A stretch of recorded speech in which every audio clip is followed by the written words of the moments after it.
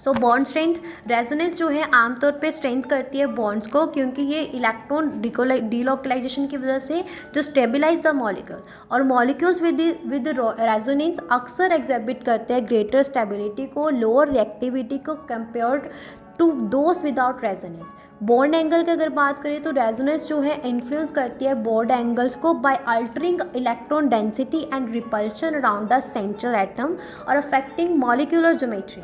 Example benzene, delocalization of pi electrons in benzene, जिससे equal bond length आती है, bond order जो है 1.5 for all carbon carbon bonds और enhancing its stability. For ozone, दो resonance structure जो है ओजोन के कंट्रीब्यूट टू इट्स स्टेबिलिटी, जिसके रिजल्ट इंटरमीडिएट बॉन्ड लेंथ और बॉन्ड ऑर्डर्स जो है for the oxygen oxygen bond. So हम अंडरस्टैंड करके रेजोनेंस स्ट्रक्चर्स को, उनके इम्पैक्ट ऑन बॉन्ड पैरामीटर्स जो है बहुत ज़्यादा इसेंशियल है to predicting and explaining properties of molecules and ions for comprehending various chemical phenomena and reactions। अभी इसके आगे जो है 6th टॉपिक लास्ट जो है हमारा, that is polarity of bonds.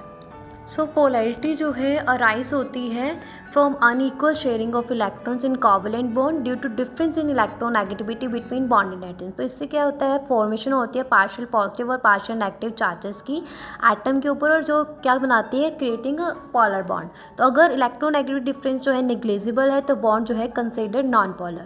तो इलेक्ट्रोनेगेटिविटी जो है एबिलिटी है एटम की to attract electrons in chemical bond. तो लार्जर डिफरेंस जो है electronegativity between two bonded atoms leads to more polar bond। और for example in hydrogen chloride chlorine जो है बहुत ज़्यादा इलेक्ट्रोनेगेटिविटी नेगेटिव है दैन हाइड्रोजन, तो ये शेयर करता है इलेक्ट्रॉन पेयर को, is pulled closer to chlorine, जिससे पार्शियल नेगेटिव चार्ज जो पैदा होता है वो ना क्लोरीन और पार्शियल पॉजिटिव चार्ज होना हाइड्रोजन। तो टाइप्स क्या है बॉन्ड्स की on the basis of polarity, तो नॉन पोलर कोवलेंट बॉन्ड और पोलर कोवलेंट बॉन्ड।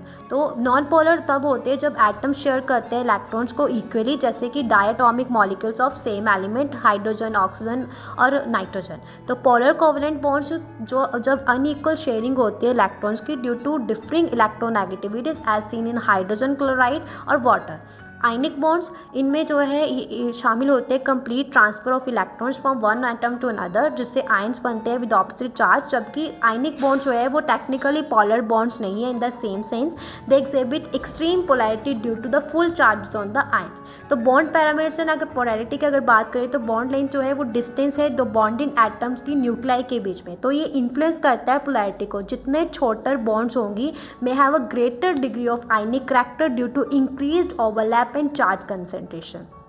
एंगल जो है, बॉन्ड एंगल जो है वो एंगल है दो कोवलेंट बॉन्ड्स के बीच में originating from the same atom, और बॉन्ड एंगल्स जो है can affect the overall molecular polarity as they determine कैसे बॉन्ड जो है dipoles due to polar bonds और कैसे बॉन्ड जो है dipoles interact with each other. Bond enthalpy जो है एनर्जी जो चाहिए होती है ब्रेक करने के लिए बॉन्ड को, high not directly related to polarity.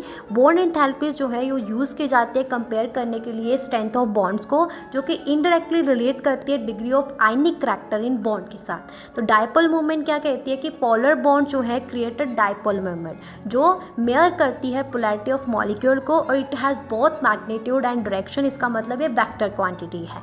और डायपोल मूवमेंट जो है मॉलिक्यूल की वो वेक्टर सम है dipole movements of all individual bonds in the molecule.